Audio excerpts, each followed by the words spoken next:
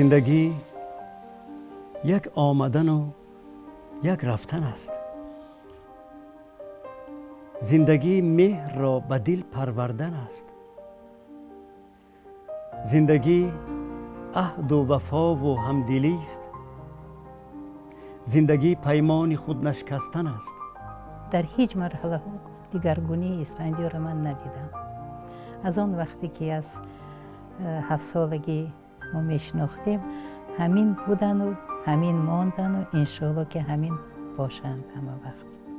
زندگی یک لحظه باشد یا که قرن، زندگی همواره با هم بودن است. زندگی شیرین، تلخ یا بیش و کم، زندگی با این همه سر کردن است. گپای خوش میزدند، هیچ کس آزار نمیدادند، درباره هیچ کس گپ نمیزنند. تا حالا انا همین خلقی هستند هستند و آینده بهم انشاءالله خداوند رحم کند و همین هم باشد. زندگی هر برهه و وقت و زمان، زندگی درس از سپهر آموختن است. زندگی ساز و نوا و نغمه و آهنگ و رود، زندگی آواز هستی را به جان بشنودن است. آش بسیار نغز میبینم، کبابم نغز میبینم، دیگر بقیه خورا اون که همهش نغز میبینم، لیکن بهترش آش. مثلا خواستن آش، من همون روز آش میپزم. در شب نیمی شب بم باشد اگر خیلی جوانیم با این بود میخستم غذا میخورم. این کباب نغز میبینم. بقیه هر چیزی خوراکم یک کم اگر برای من خوش نبیاد میگم بسیار بمزه، دستتون در نکند. برای من با چه لازم؟ زندگی را در بیان و جمله گر معنا کنیم، زندگی عشق است و عاشق بودن است. زندگی دست دعای تو به سوی آسمان، زندگی پاداش نیک از خداوند خواستن است. من میخواهم هم مرد و زن دعا میکنم که تمام خصلت هایی که اسفندیار دارن داشته باشن، هم مردها هم زنها، برای که زنها بایم لازم است این خصلت هایی که اسفندیار دارن. مردیگریشان. من یگون وقت نفهمیدم که درباره یگون کس گپ زنن، بدگویی کنن یا دشنام تیان. من سوال دادم، من گفتم اسفندیار شما دشنام میدادید؟ میگفت نه بانو، من بد میدیدم این کار. کفایه بود، من خیلی نه. برای همین میخوام از خدا دعا میکنم هر شب سحر که همه آیله ها همچون زندگی کنن مثل ما. دخترها خوشبخت شوند، مردها بچه ها خوشبخت شوند. این دنیای خیلی کوتاه است، خیلی هم کوتاه است. از این دنیا ما لذت گیریم و دنیایی که ما میریم، دنیای ملکوت، آزاد رویم. باور کنید که این نفر برای ما، برای همه پیوندانشون مثل یک دانشگاه هم. اینقدر مرد عارفن، اینقدر مرد دوست داشتنی هن، اینقدر یک صمیمیت خاصی دارن در مناسبت. چون همه مثلا ما اطرافیانشون، خویشاوندان، پیوندان، تمام اشک و لبخندمون با زیر سایه این مرد نجیب مثلا پس سر میکنیم و بسیار خوشبخت از آنیم که مثلا در همه خیل عائله همه خیل یک مرد نجیب مثلا داریم. غلامزاده اسفندیار حسن، هنرپیشه شایسته تاجیکستان، زاده روستای شهری نو شهر حصار زرنسار. سبق حرف و رقم آموخت در دبستان به نام عبدالرحمن جامع ناحیه شهر نو.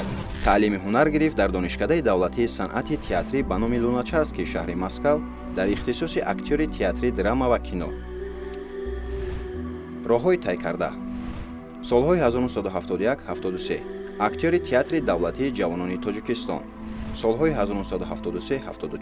خدمت در صف قوای مسلح، سالهای 1974-89 ارتیست درجه یکم، عالی تئاتر دولتی جوانان تاجیکستان به نام محمود جان واحدов. солҳои 1989-95 актёри дараҷаи олии театри давлатии ҷумҳуриявии Лухтак. солҳои 1995-2006 артисти драмавии дараҷаи олӣ, режиссёр таҳиягар, солист вокалисти дараҷаи олии театри давлатии мусиқии мазҳакавӣ ба номи Камоли Хуҷандии шаҳри Хуҷанд. солҳои 2006-2007 устоди пешбари саҳнаи театрии давлатии ҷавонони Тоҷикистон ба номи Маҳмудҷон Воҳидов. солҳои 2007-2009 муаллими маҳорати актёрӣ ва одоби гимназияи забонҳои шаҳри Хуҷанд. аз соли 2009 то ба ин дам ҳунарманди театри давлатии академии драмавӣ ба номи Абулқосим Лоҳутӣ. сафарҳои ҳунарӣ: Ӯзбекистон, Қазоқистон, Озарбойҷон, Арманистон, Гурҷистон, Русия, Маҷористон, Булғористон, Ҳиндустон, Эрон, Олмон, Изроил, Фаронса. шумори образҳо: зиёда аз 60 нақш дар синамои тоҷик ва филмофарони хориҷ ки толиби ҳунараш буданд. На камтар аз 70 нақш офарида дар намоишҳои телевизионӣ.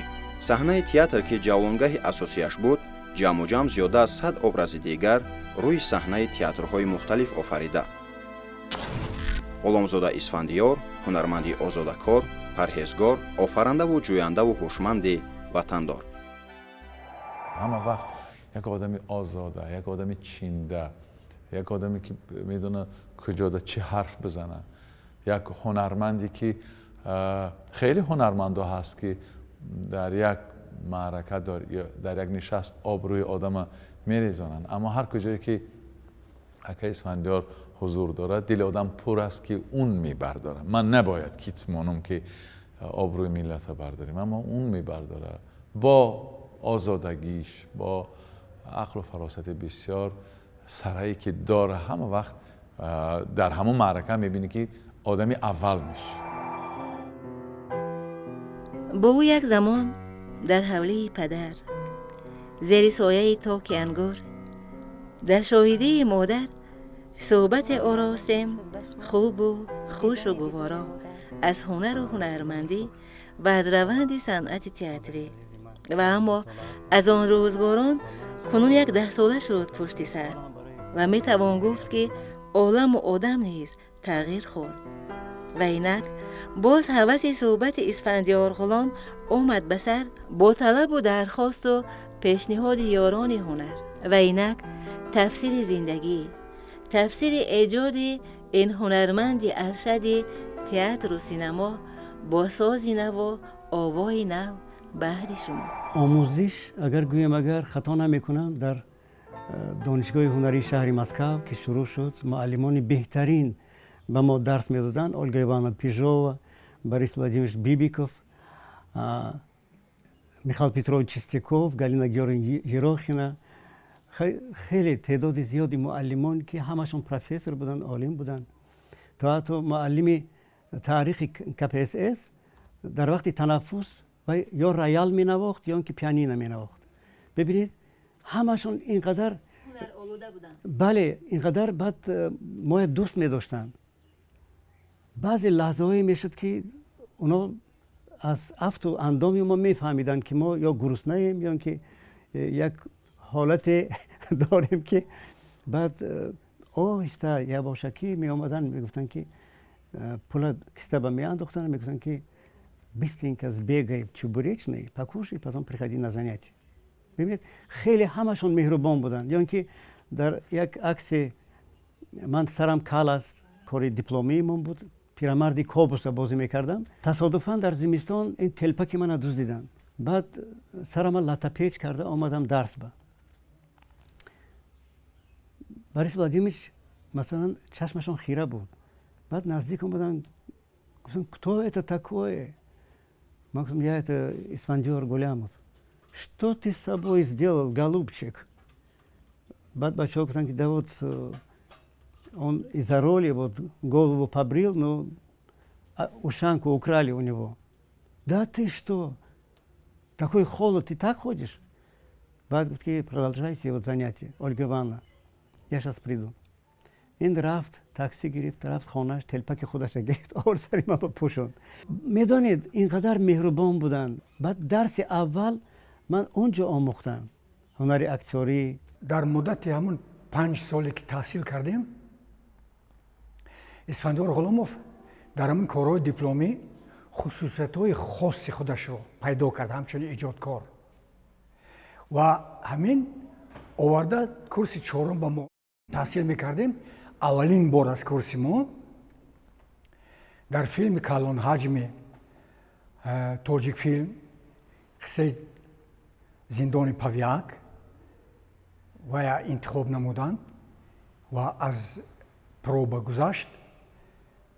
мо ҳамаи мо ифтихор мекардем ки аз курси мо инамин аввалин шуда Исфандиёр Ғуломов ба ҳамин роҳи калони экран ҷой гирифт, мақом гирифт. баъд ин филма мо баъди 1 сол тамошо кардем. худи ҳузури як ҳунарпешаи бисёр зебо, чеҳраи ҷавонмардонаи зебои тоҷикӣ ки аслан ифтихори миллати мо, акаи Раҷаб ва акаи Исфандиёр дар ин филм медурахшиданд ва аслан ҳастии миллати моро акс мекарданд, ифтихори моро қавӣ мекарданд.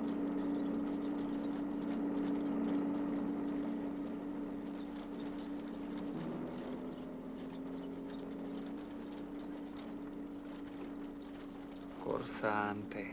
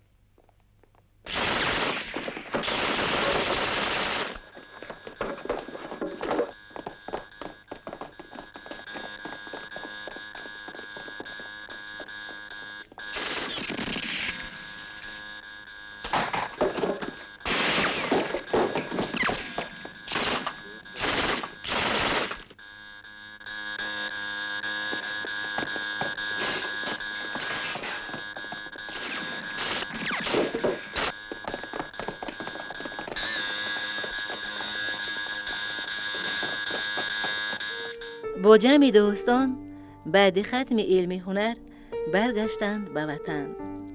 دیگر سرمست جام هنر سرخوشانه جولان می‌زدند روی صحنه با وقار، آزاده و مستانه. سال 71 دیگه شروع کردیم به کار.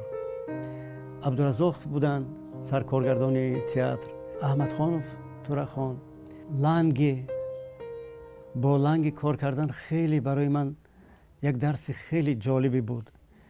یک نمایش از کاریل چاپیک، مادر مانده بودن، گلسره عبداللهی و در رول مادر، در نقش مادر، و من از همه پسری خوردی‌هاشون بازی میکردم. مصطفایف، در وقت کار مصطفایف من به نهایت یک لذت میبردم از کار ایشان. کارگردان بودم، بله. از تاشکند دعوت شدن، اعظم صدقی راهشون شد، دعوت کردن و اون کس آمدن در بین 1 سال 4 نمایش گذاشتن. در 3 نمایش ایشان من بند بودم. یک افسانه گرفتن، منوک شکارچی. بعد در رول شاه دختر چند نفر دخترای از سنجش گذراندن و بعد گفتن بچه‌ها شما هم تیاری بینید، شما هم باید کدام اجرا کرد، خوب بازی کرد، اون نمایش بازی میکند، بند میشد. خلاص من بازی کردم و من گذشتم. دیگه این عذابی من شروع شد. تا حتی وقتی که این نمایش سپاریدیم، اون وقت مهربان نظرов وزیر فرهنگ بودند، روحشون شد. هر نمایشی که نباشد، در کدام تئاتری که نباشد، حتما میرفتن میدیدن و فکرشون میگفتن، قبول میکردن، قبول اسپکتاکل. بعد هم برنامه نمایش که دادن دستشون، به نمایش تمام شد. اکنون من خواستم این موی سر و مثلا این کاکولا و همش گیرم، لباس زنانه از بدر کنم. بعد گفتن که اینجا اشتباه شده است، اینجا شما نوشتید اسفندیار غلاموف ملکه، خیلی ملکه. بعد مصفای بودن که خیلی اون کس هم رولی ملکه بازی کردن نموشید بید کنی جیغ زنید. خلاص من جیغ زدن، من آمدم گفتن همین ملکه رولی ملکه تو بازی کردستی؟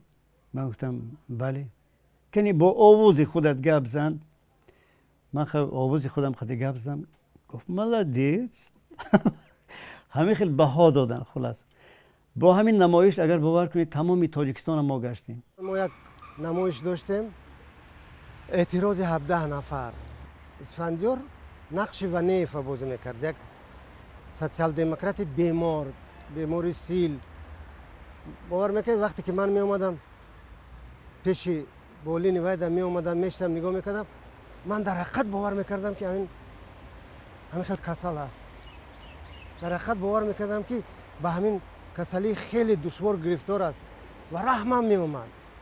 یعنی همه وقت اسفندیار غلام برای چه این گپ من میگم با همباز پارتنر بسیار یاری میرساند، به شرطی که پارتنر هوش داشته باشد، گوش داشته باشد، چشم داشته باشد، شنیده تواند. سال 72 ما 4 نفر از 4 سنگ رو رژیسور مارگریت قاسمووا به نوار گرفت و یک نقش میدهک به اسفندیار غلاموف همین سپردن. اسفندیار غلاموف با یک موافقت کلان همون رول خورد همه خیلی چنان عجیب اجرا کردن که در خاطر میماند.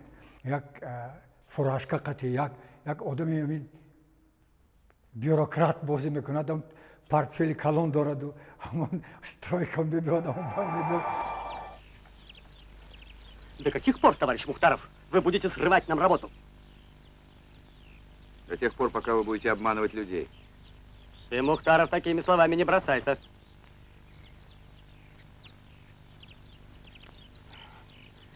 Подписывай и не морочь нам голову. Слушай, я ведь не себе в карман кладу эти деньги. У нас перерасход фонда зарплаты. Ты не понимаешь? Так вот, возьми свой фонд у тех, кому ты переплатил. И заплати тем, кому ты не доплатил. Да это не мой фонд, а государственный. Ты агитацию не разводи. Ты думаешь, я не знаю, что твой дружок басмач? Иди, иди. Жалуйся, жулик поганый. Это хулиганство! Портфель забыл. Портфельчик захвати! Ну, я этого так не оставлю.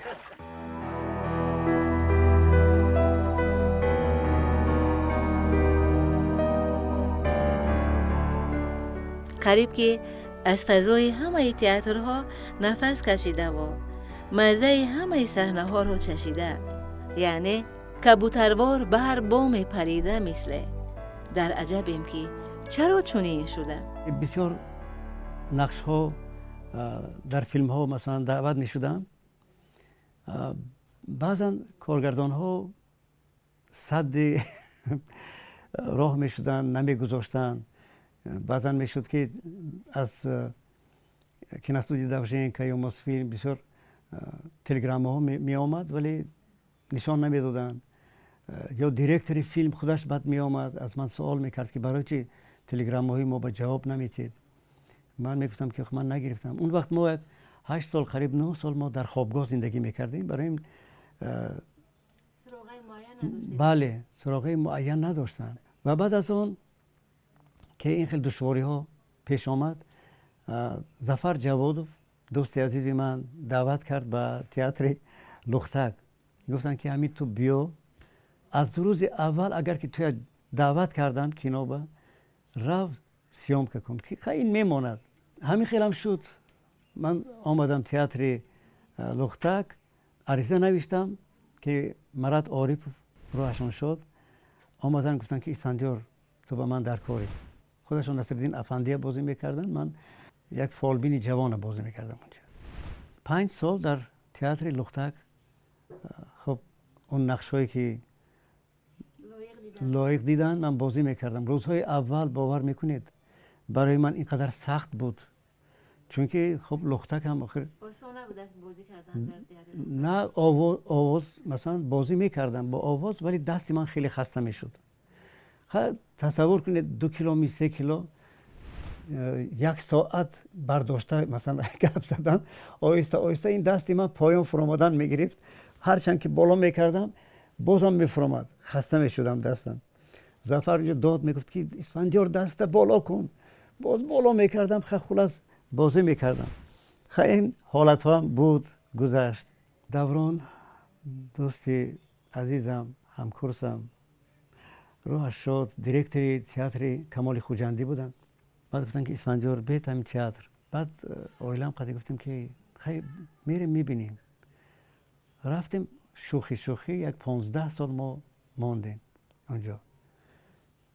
بعد در اونجا خیلی از دیرکتری رفتن، به جای اون کس دیگه کس آمد. سرکارگردان تئاتر اسلاموف بودن. خب بینیاد مرد شریف، سایرام صاحب. خلاص هنرنمایی میکردیم. بعد برگشتم دوشنبه و این عبادالله مشرف دوستی عزیز نزدیک گفت که اسفندیار بیا تئاتر با. رجب حسین گفت که نه اسفندیار تو میبینی تئاتر مایکوفسکی ما در یک گریمخانه همراه کار میکنیم.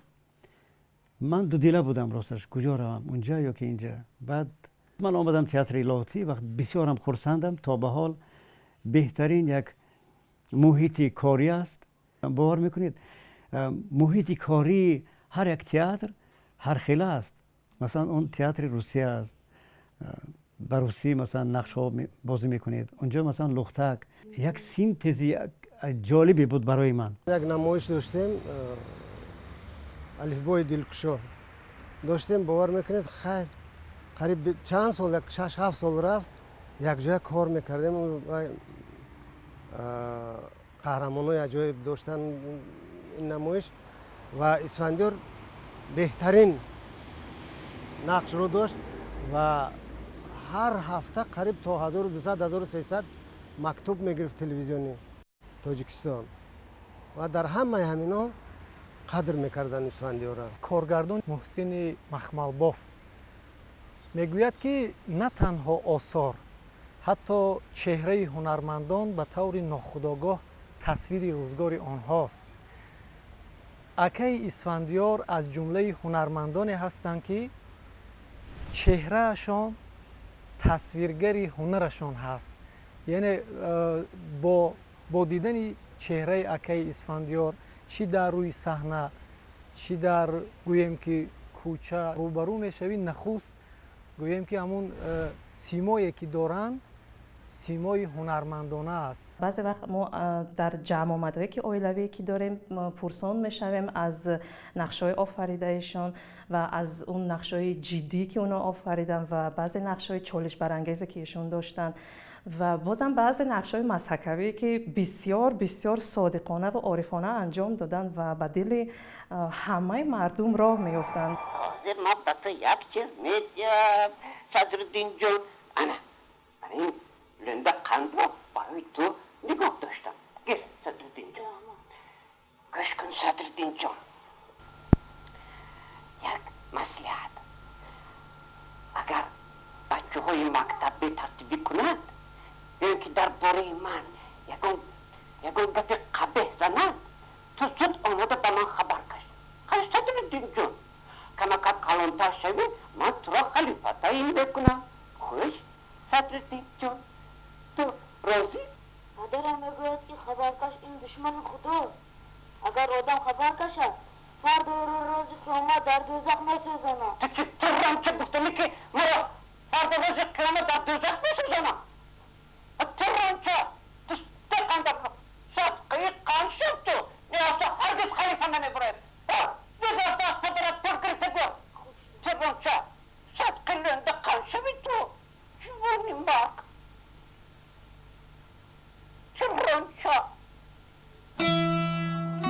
با همه بازیدن را شاید خوش نداشته باشد، اما با زور بازوی هنری که دارد جلوه هاش روی صحنه دیدنی اند و سبق برداشتنی راستی.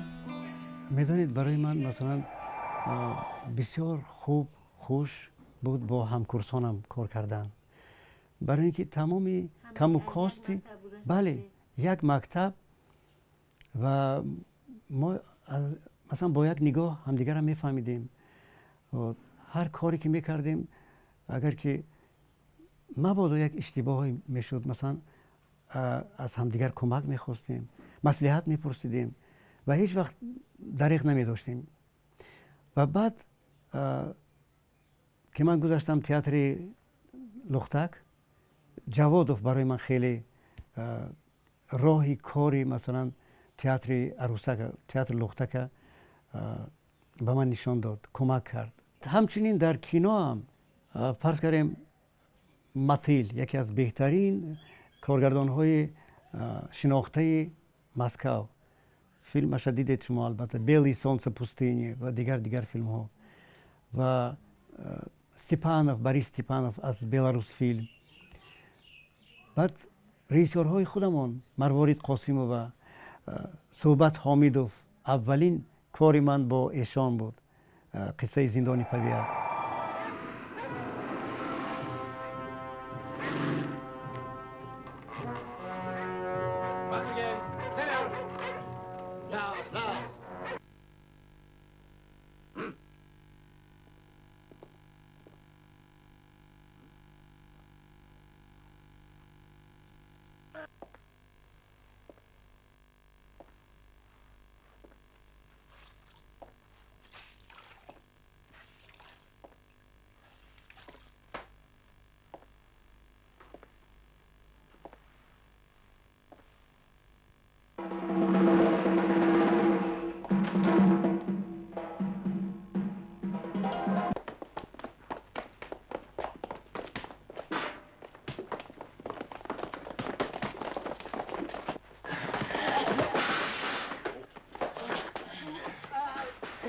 Я ими займусь.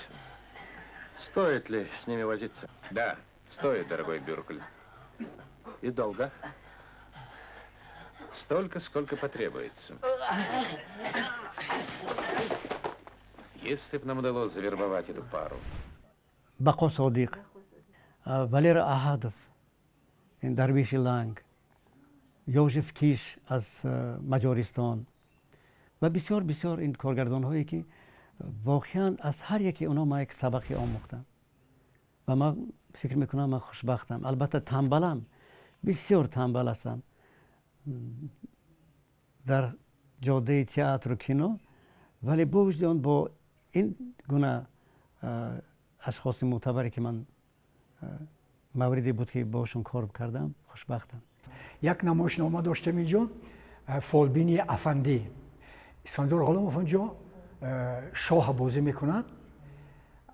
همونجا هر روزی که همون سپکتاکل میرفت، این سپکتاکل ایمپرویزاسیون نو به نو تکرار میشد، حالتهای نو میدار آورد اسفندیار همونجا. همه وقت مثلا 10 سال بازی کرده باشم، در هر یک سپکتاکل یک جزئی نو میافت، یک چیزی میافت که میگفتم تو از کجای نیافتی؟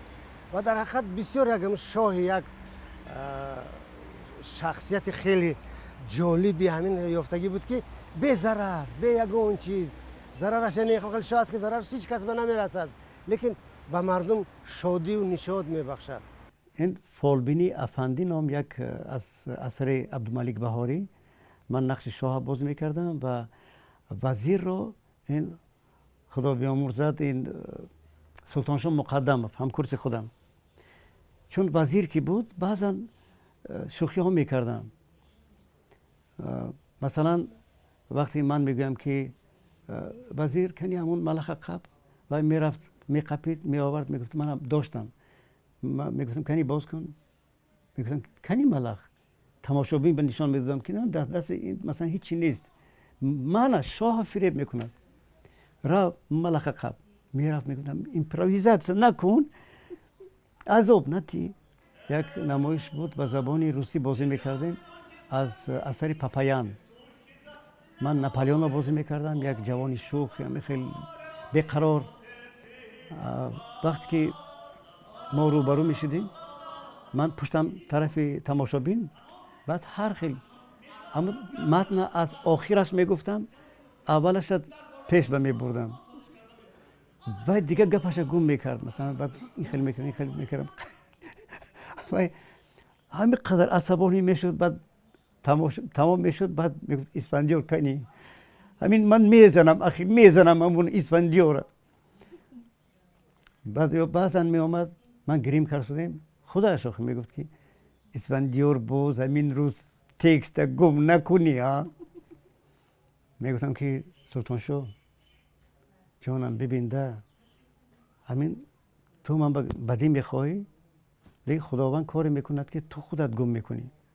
همون در معنیش چیز نمیدانم چیز، همین وقتی نمایش با تماشابین پر از زال گپش گم کرد.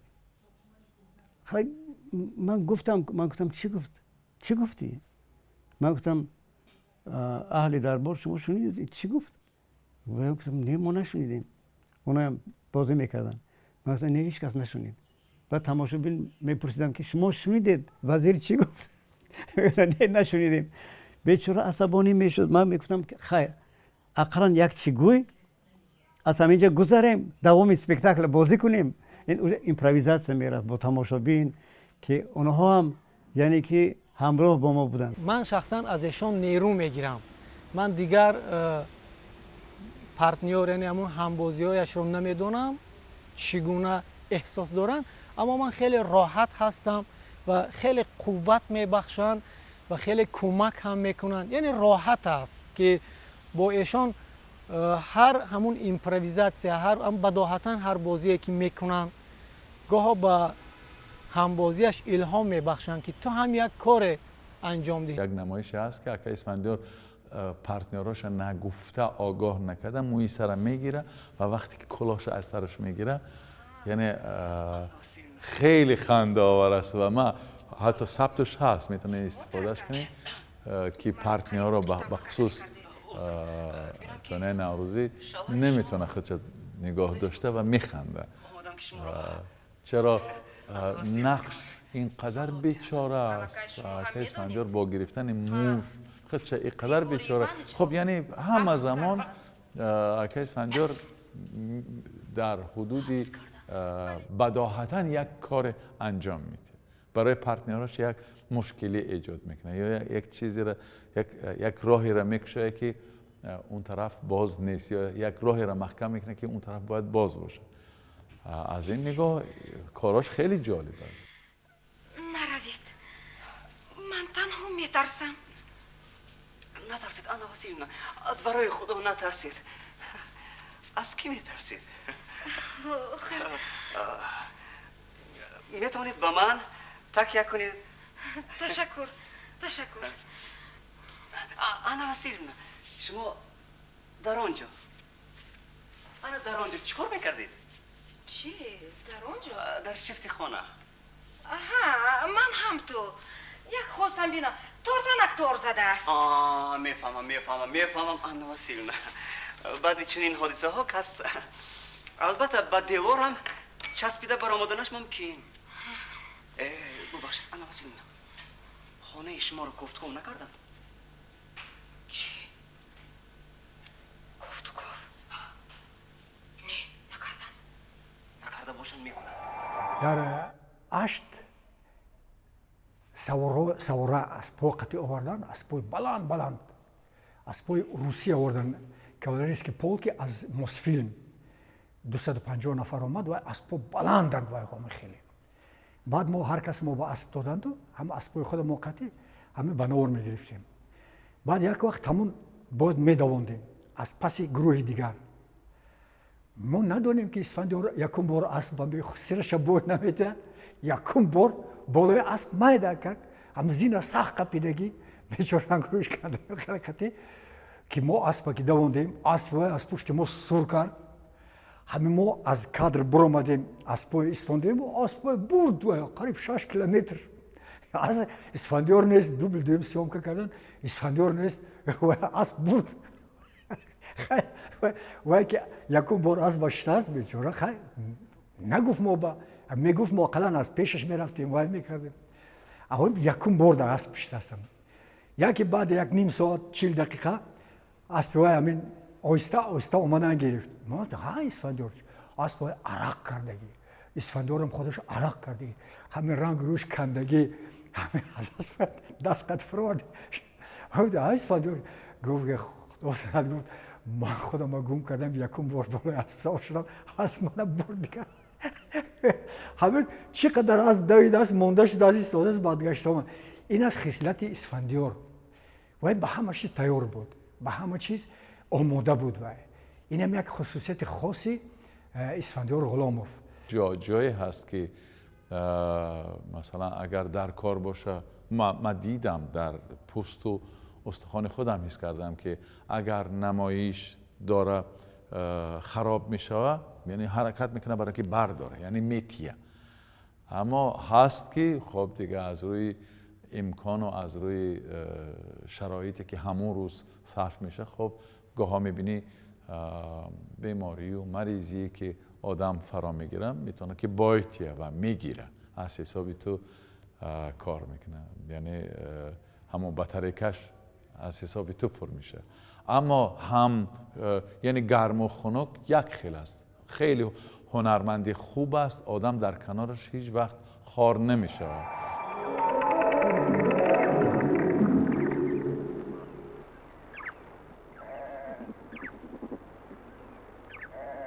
Уж не думаете ли вы отыскать такое в наших горах?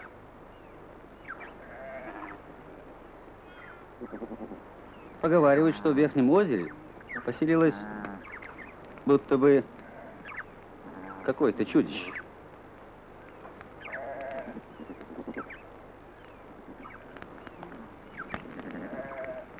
Вот здесь?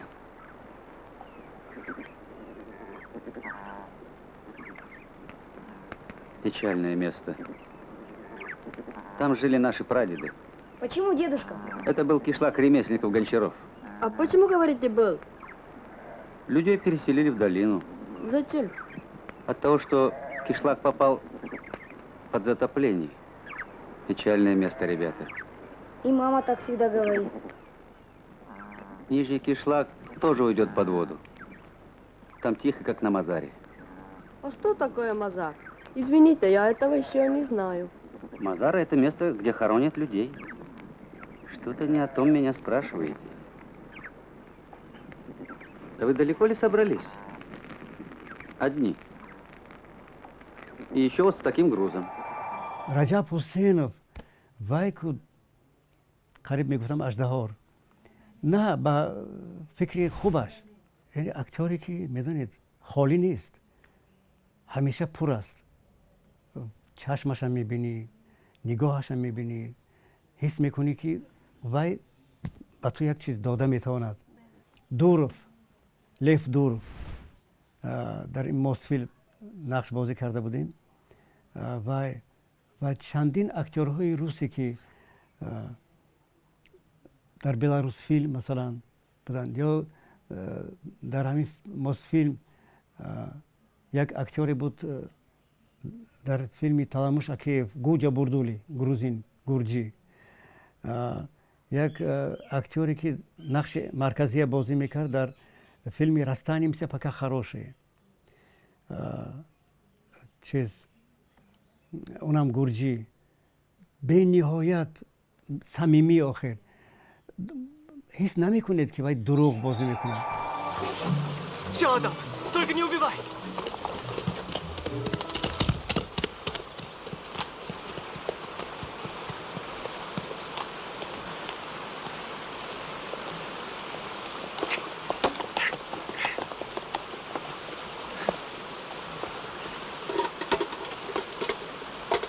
Доброго человека оставьте в покое.